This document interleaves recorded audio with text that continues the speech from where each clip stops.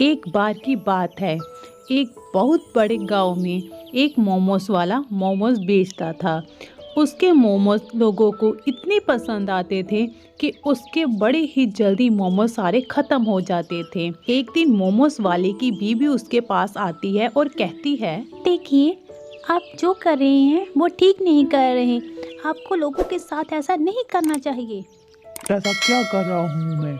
अगर मैं ये सब ना करूँ तो मेरे मोमोज में वो स्वाद नहीं आएगा। तुम जो इतना सोना चांदी पहनकर घूम रही हो, वो सब मेरी ही मेहनत की कमाई है। तुम यहाँ से चुपचाप जाके अपना काम करो और मुझे भी अपना काम अब करने दो। जाओ यहाँ से। इतना सुनकर मोमोज वाले की बीवी वहाँ से चली जाती है।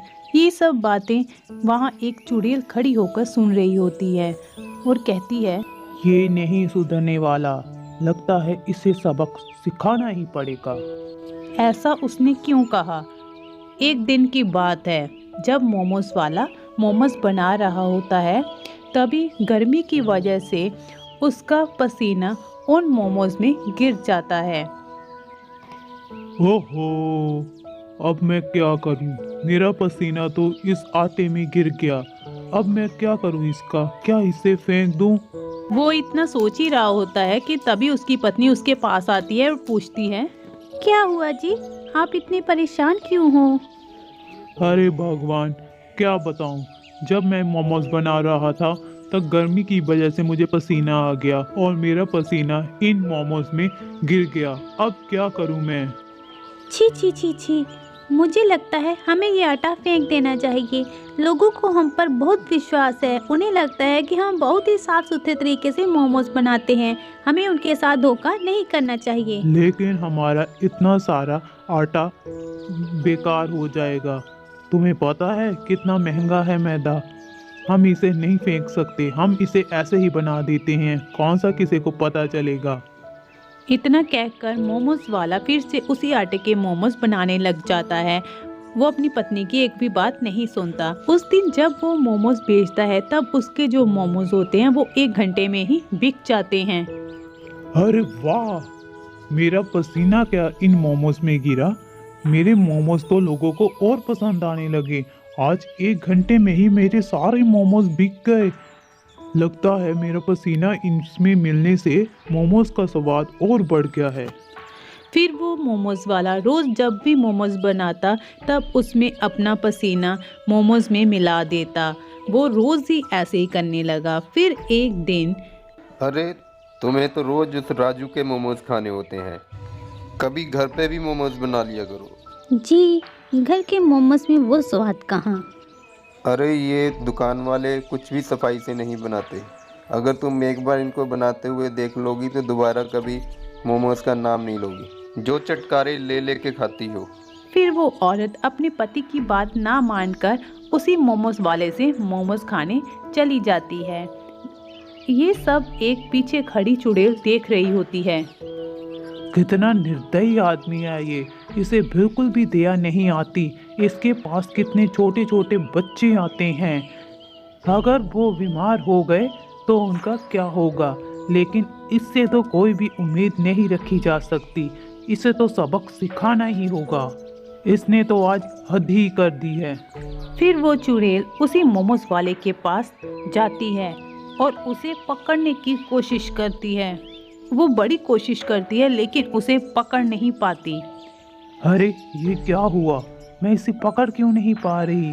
ओहो, अगर मैं इसे पकड़ नहीं सकती तो इस बार अपनी शक्तियों का तो इस्तेमाल कर ही सकती हूँ ना। तभी वो चुड़ैल अपनी शक्तियों से वहाँ बहुत ही तेज हवा चला देती है, जिसकी वजह से बड़ा तूफान आ जाता है और उसके मोमोज नीचे गिर जाते हैं और सारे मोमोज बिखर जाते हैं। अरे, ये क्या हो गया? मेरे सारे मोमोज नीचे गिर गए। सारे गंदे हो गए। इन पर तो मिट्टी लग गई। ये आंधी कहाँ से आ गई? ये सब देखकर वहाँ से सारे ग्राहक जाने लगते हैं बिना मोमोज खाए ही। अरे नहीं नहीं, रुक जाओ रुक जाओ। भाई, तुम्हारे सभी मोमोज तो गिर गए हैं। इन पे सब पे तो मिट्टी लगी है।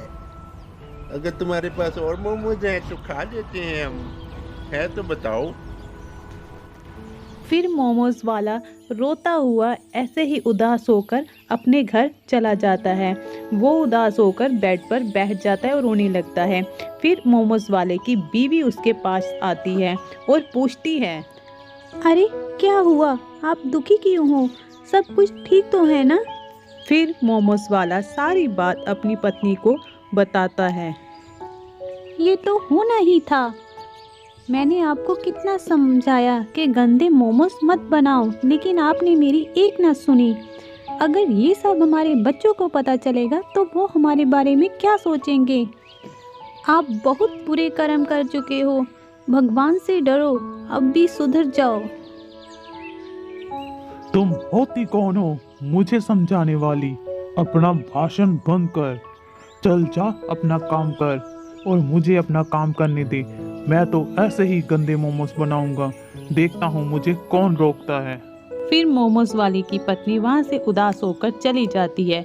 ये सब बातें चुड़ैल वहाँ पर खड़ी होकर सुन लेती है। मोमोज वाला फिर उसी तरह से पसीने वाले मोमोज बनाने लग जाता है और चुड़ैल उसे खड़ी होकर देखती रहती है। लगता है ये नहीं सुधरने वाला, इसे तो अच्छे से सबक सिखाना ही होगा। फिर मोमोज वाला रोज की तरह मोमोज बेचने लग जाता है और जब वो मोमोज बेच रहा होता है फिर से बड़ी तेज ही आंधी आती है और वो आंधी उसका सब कुछ ले डूबती है।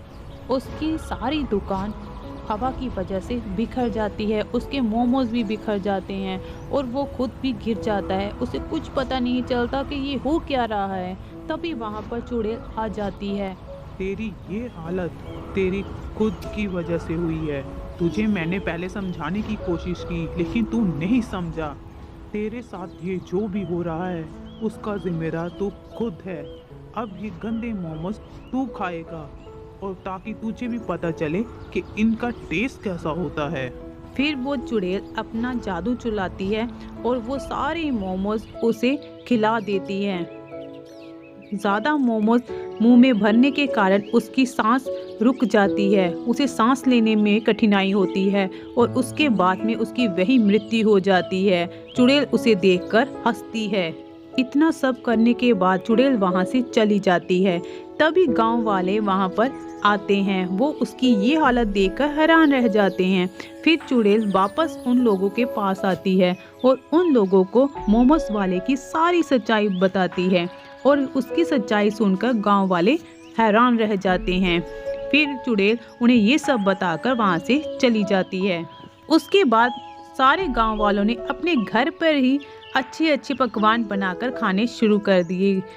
तो बच्चों, हमें इससे यही सीख मिलती है कि हमें बाहर का खाना बहुत कम खाना चाहिए और अगर खाना चाहते हैं तो हमें साफ़ सुथरी जगह पर जाकर ही खाना चाहिए या फिर घर पर ही बनाना चाहिए। तो ये स्टोरी आपको कैसी लगी? पसंद आई हो तो लाइक और हमारे चैनल को सब्सक्राइब कीजिए ताकि ऐसी और वीडियो आप देख सको। धन्यवाद।